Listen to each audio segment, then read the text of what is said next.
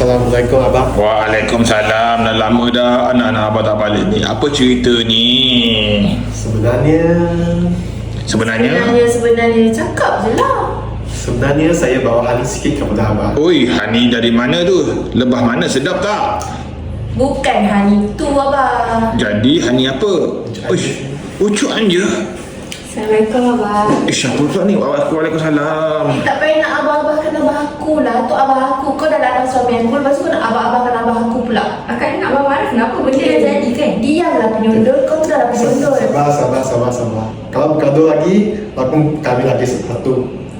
Betul tak abang? Betul. Tapi kamu ni sangat pandai lah. Pandai kahwin 2, 3. Macam abah pun ada terfikir nak tambah lagi satu, cukupkan 4. Ikut abang. Gelak. Tak gelak.